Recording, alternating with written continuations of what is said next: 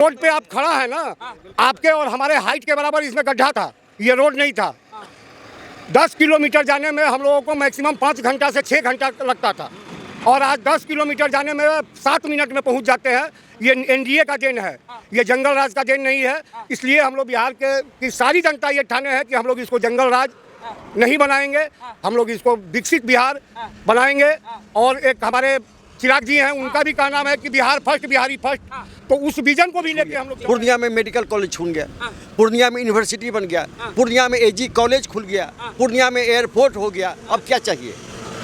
पूर्णिया में अभी देखिए, पूर्णिया ग्रीन एक्सप्रेस वे जो है वो पटना टू पूर्णिया हो रहा है, वो भी पास है। यानी 4-5 तो पहला एक्सप्रेस, पहला ग्रीन एक्सप्रेस वे ये पूर्णिया टू पटना होने जा रहा है। 48 साल के, वो 52 साल के, तब तो हम भी युवा हो गए ना भैया। युवा कह करके युवा का बेइज्जती मत कीजिए ना। राहुल जी कब के युवा हो गए? अगर राहुल जी फिर बैठ जाएंगे तो पूरा हिंदुस्तान उठ के इटली चला जाएगा। आपको ये पसंद है कि इटली? नमस्कार, इस समय विधानसभा चुनाव की यात्रा करते करते हम इस समय 22वीं विधानसभा क्षेत्र में पहुंच गए हैं, जो पूर्णिया विधानसभा, अगर पूर्णिया जिला कहें तो उसके पूरब साइड में आता है। लोगों से जानने की कोशिश करेंगे, क्योंकि ये अस्तित्व में 1950-51 के आसपास में आई है। उसके बाद लगातार कई बार निर्दलियों का यहाँ पे पावर रहा है, तो कई बार कांग्रेस ने यहाँ जीता है। अभी पीछे देखें तो AIMI जो है वो यहाँ पे वर्तमान में विधायक रहे हैं। लेकिन लोगों की क्या सोच है, मैनिफेस्टो पे बात करेंगे। कोई प्रण कह रहा है, कोई संकल्प पत्र कह रहा है। आइए सीधे जुड़ते हैं। क्या शुभ नाम हो आपका? राम प्रसाद। क्या कहेंगे कि बहुत सारे लोग कह रहे हैं कि तेजस्वी कह रहे हैं मैं प्रण ले लिया हूँ, हर घर नौकरी दूंगा, तो बीजेपी कह रही कि हम रोजगार देंगे, स्वरोजगार देंगे। नहीं, हमको तो संकल्प पर ज़्यादा विश्वास है। संकल्प पत्र पे जी। और प्रण पे विश्वास क्यों नहीं है? प्रण पर इसलिए विश्वास नहीं है, हाँ बता रहे हैं, बोलिए। कि वो बहुत पीछे की बात है। अच्छा, समझे ना? पीछे की बात है जी। कैसे? अभी हम प्रेजेंट में आज 20 वर्ष से एनडीए की सरकार देख रहे हैं जी। और इसमें बहुत सारा काम हुआ। पूर्णिया में एयरपोर्ट बन गया, जो कभी हम लोग सपना में भी नहीं सोचते थे कि पूर्णिया में एयरपोर्ट हो जाएगा। समझे ना? पूर्णिया में एयरपोर्ट होना ये सपने की बात थी, एकदम सपने की बात थी। नहीं होता। अगर एनडीए की गवर्नमेंट नहीं रहती तो कभी संभव नहीं था। एनडीए की गवर्नमेंट थी, नीतीश कुमार का जुनून था और मोदी जी का संकल्प था, इसलिए हो गया। और जो तेजस्वी संकल्प ले रहे हैं वो का क्या है ना, प्रण ले रहे हैं?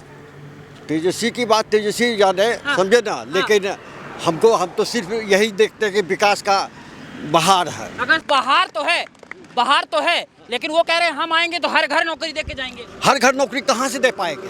उसके लिए बजट चाहिए, बजट चाहिए जी। उतना बजट कहाँ से संभव है? संभव नहीं है, कभी संभव नहीं है, कभी संभव नहीं है। आपको पता है कि यानी हर घर में नौकरी देने का मतलब है कितना 1000 करोड़ घर है? 3000 करोड़, 3070 करोड़, 70 करोड़। इतना ही में सबको नौकरी देना ये संभव नहीं है, कभी संभव नहीं है। दोनों मिला करके रोजगार और ये दे वो अच्छी बात है। तो जो मोदी जी कह रहे हैं कि हर जिले में कारखाना खुलवाएंगे, स्वरोजगार देंगे, इस पे विश्वास है? हाँ, इस पर विश्वास तो कर रहे हैं, विश्वास तो कर रहे हैं। पॉसिबिलिटी है ये। अच्छा, कारखाना खोल के रोजगार देना ये पॉसिबिलिटी है, बट हर घर नौकरी देना ये पॉसिबल कहीं से है ही नहीं, कहीं से नहीं है। उतना बजट तो हमारा पूरा बिहार का नहीं है जितना उनके सैलरी में चला जाएगा। तो ये सब कहने का एकमात्र अपना उनका ये है, चुनावी क्या कहते हैं, प्रण ले लें वो अपने। और प्रण पे आप नहीं जा रहे हैं? बिल्कुल नहीं। अरे युवा है, मौका दे दीजिए। नहीं, युवा मौका वो अपने फैमिली के लिए लें, वो अपने घर के लिए ये प्रण लें। उसमें से कितने लोगों को निकाल पाएंगे, कितने लोगों को जोड़ पाएंगे। बाद बाकी देश की चिंता, राष्ट्र की चिंता वो कहाँ कर सकते हैं। लेकिन राहुल गांधी कह रहे हैं कि मोदी जी इस स्तर पे आ गए हैं कि अगर मंच से कोई कह दे 200 आदमी कि हम आपको वोट देंगे तो मोदी डांस करने लगेंगे। राहुल गांधी ये कह रहे हैं। नहीं, राहुल गांधी क्या कहेंगे मोदी जी के बारे में? राहुल गांधी को बोलने का कोई माने ज्ञान है क्या उनको? देखिए, कमेंट बहुत तरह का है, समझे ना? विपक्ष वाले जितना भी कमेंट कर ले, हकीकत ये है यहाँ जो पूर्णिया में जो डेवलपमेंट हुआ है वो बहुत डेवलपमेंट हुआ है। पूर्णिया में इंजीनियरिंग कॉलेज खुल गया, पूर्णिया में मेडिकल कॉलेज खुल गया, पूर्णिया में यूनिवर्सिटी बन गया, पूर्णिया में एजी कॉलेज खुल गया, पूर्णिया में एयरपोर्ट हो गया। अब क्या चाहिए? पूर्णिया में अभी देखिए, पूर्णिया ग्रीन एक्सप्रेस वे जो है वो पटना टू पूर्णिया हो रहा है, वो भी पास है। यानी 4-5 तो पहला एक्सप्रेस, पहला ग्रीन एक्सप्रेस वे ये पूर्णिया टू पटना होने जा रहा है, और क्या चाहिए हम लोग को? कुछ चाहिए ही नहीं। एकदम सब कुछ हो ही रहा है, नौकरी का बहार है। हाँ। इनके रीजन में 4 लाख टीचर की बहाली हुई नीतीश के रीजन में, ये यानी 5 साल के पीरियड जैसे में। कह रहे हैं, हम आएंगे तो जो सहायता समूह वाली हैं उनको परमानेंट कर देंगे 30,000। देखिए, हाँ। बोलने के लिए जो भी बोल रहा है बोलने दीजिए। हाँ। हाँ, लेकिन जहाँ कॉन्फिडेंस है, जहाँ देख रहे हैं, हाँ। तो देखने में वो तो ज़्यादा सच्चाई है ना। ज्यादा सच्चाई। 22 में क्या समस्या आ रही है? आइए ना सर। बोलने में और करने में बहुत का अंतर होता है। अच्छा। हाँ, तो भाई बोलना तो फिर ऐसे फेंक देता है, उससे कुछ नहीं होने वाला है। हाँ। बस करने वाला कौन है? एनडीए ही करेगा जो करेगा। एनडीए ही करेगा। जी। लेकिन एक बात बताइए कि 22 क्या सोच रहा है, उसके मन में क्या है? 22 जो है एनडीए की तरफ जा रहा है, पूरा हम लोग सब एनडीए के समर्थक हैं, रहेंगे। निश्चित है। बस। हाँ भाई। जीत निश्चित है, हाँ? जीत निश्चित। अच्छा, लड़ रहा है, लोग ताना मार रहा है। ऐसा बिल्कुल नहीं है। हम तो ये कहना चाहेंगे हाँ। कुछ नहीं होना। कि आज का दौर में जो जीत हो या हार हो, उसका जो विपक्ष जो भी आता है वो देखता है क्या सबसे पहला चुनाव का पर्सन कोई 5वीं चढ़ाव में रहता है, कोई चौथी, कोई तीसरी, कोई दूसरी। हाँ। लेकिन जो चौथी या 5वीं में रहता है उसका पीछे स्वीकार करने के लिए बहुत सारा लोग जाते हैं, क्योंकि वो जीतने वाला है। वो ये चीज़ को समझ चुका है कि हमको ये गांव वाला दे या ना दे वोट, लेकिन हम जीतेंगे। बल किसके? समझाओ ना मुझे ये कि माहौल क्या चल रहा है। माहौल ऐसा है ना, जैसे कि हम समझ रहे हैं कि दो विपक्ष में विवाद चल रहा है, हाँ। लेकिन गांव समाज को ये पता है कि हमारा गांव में 10 घर नहीं देगा इसको वोट, हाँ। लेकिन हम वोट वही जीतेगा। वही जीतेगा। क्या कहेंगे भाई लेकिन- साहब? अगर तेजस्वी वो आएंगे, ओवैसी साहब आ जाएंगे तो ओवैसी साहब आ जाएंगे, ओवैसी साहब आएंगे तो वो अपना काम करेंगे और हम एनडीए वाले अपना काम करेंगे। अच्छा। और हम लोग दम खम के साथ एनडीए के साथ हैं। हाँ। और वैसी में विनोद जी को हम लोग अपार वोट से जिताने के लिए सुबह से शाम तक मेहनत कर रहे हैं और करेंगे, और विनोद जी को जिता करके ही दम लेंगे। क्यों, ऐसा क्या है? विनोद, ये हमारी एनडीए सरकार है सर। हाँ। आज हमारी माताएं बहनें अगर रोड पे सुरक्षित घूम रही है तो वो एनडीए का देन है, हाँ। ना कि हमारे तेजस्वी जी का देन है। तेजस्वी कहता है विजन ही नहीं है इनके पास। अरे भैया, विजन क्या नहीं है? 2005 में रोड पे आप चलने लायक नहीं थे। आप अगर पहले भी आए होइएगा तो रोड नहीं था, हाँ। केवल वोट था पर रोड नहीं था। अच्छा, वोट था। रोड नहीं था। पब्लिक को ये लोग घर मतलब अपने परिवार की पार्टी बना करके चलते हैं, ना कि ये जनता की पार्टी बना के चलते हैं। और एनडीए वो सरकार है जो पूरे वर्ल्ड में आज अगर एनडीए का झंडा हमारे आदरणीय प्रधानमंत्री नरेंद्र मोदी जी के नाम पे जो गड़ा है, तो आज उसका बिहार में भी वो परछाई देखने को मिल रहा है। और पूरे बिहार में इस बार एनडीए दम खम के साथ सरकार बनाएगी और विपक्ष के मुंह पर ये तगड़ा तमाचा होगा।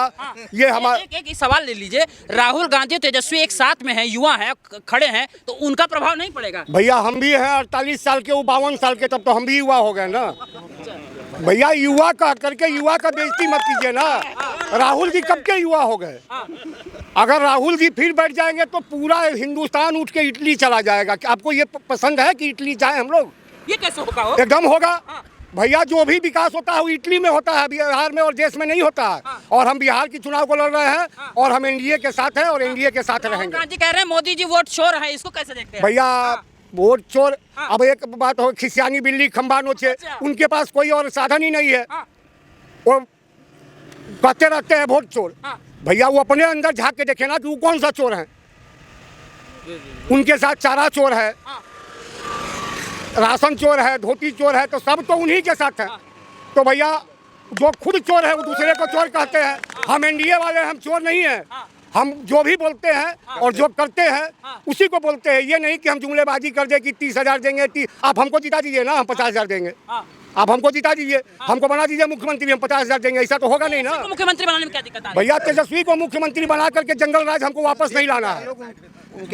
जी हाँ, तेजस्वी जी के मुख्यमंत्री बनने का पर हमारे बिहार में फिर वही जंगल राज शुरू हो जाएगा जो 2005 में था। और शायद हमको नहीं लगता है कि कोई भी जनता इसको स्वीकार करेगी। अच्छा, बार बार जंगल राज लोग कहते हैं, क्या था जंगल राज आखिर? जंगल राज यही था कि अभी आप जैसे हमसे बात कर रहे हैं, ये बात करने के लिए आपके पास टाइम नहीं मिलता। आप अपने घर भागने का कोशिश करते। आप नहीं देखे?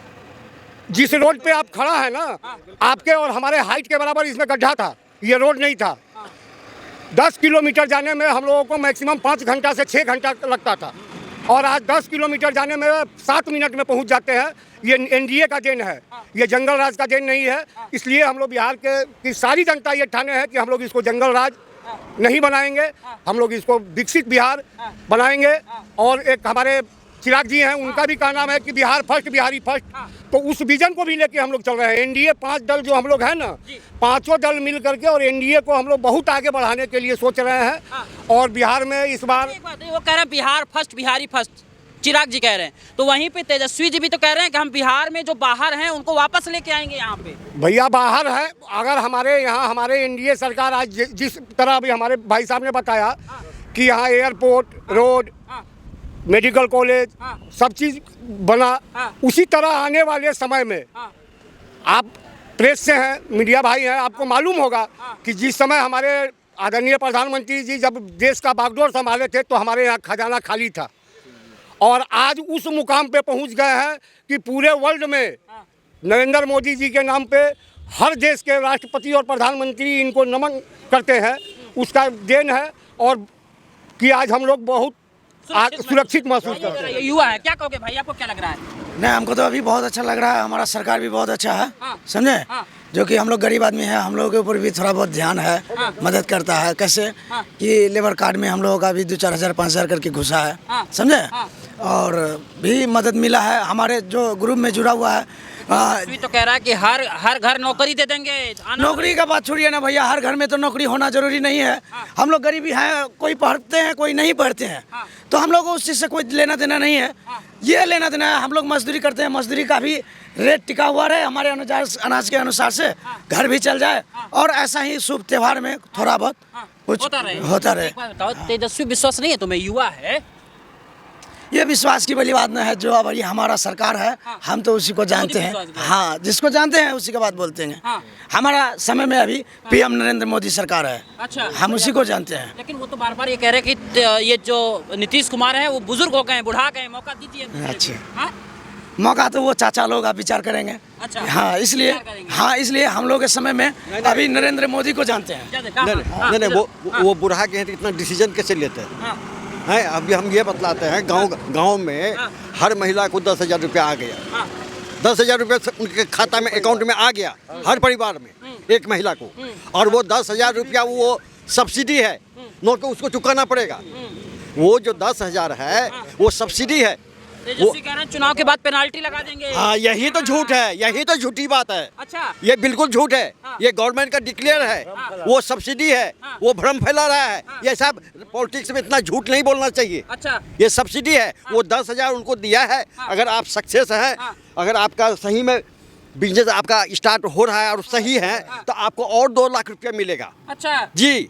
अब वो कह रहे हैं परमानेंट कर देंगे। और आप इतना ही नहीं समझिए, जो मीडिया भाई के लोग हैं, जो रिटायर हो गए हैं, उनको भी पेंशन देने की बात आ रही है। अच्छा, जी हाँ, शायद आपको मालूम नहीं होगा। नहीं बता दिए तो समझे ना। जो रिटायर मीडिया वाले हैं, जो रजिस्टर्ड मीडिया वाले हैं, वो रिटायर होने का भी उनका एज है। एज के बाद उनको भी पेंशन देने की बात आ रही है। समस्या क्या, थोड़ा मुझे समझा दीजिए। सुनिए, नहीं बताइए ना, ये मीडिया वाले पर सुनिए।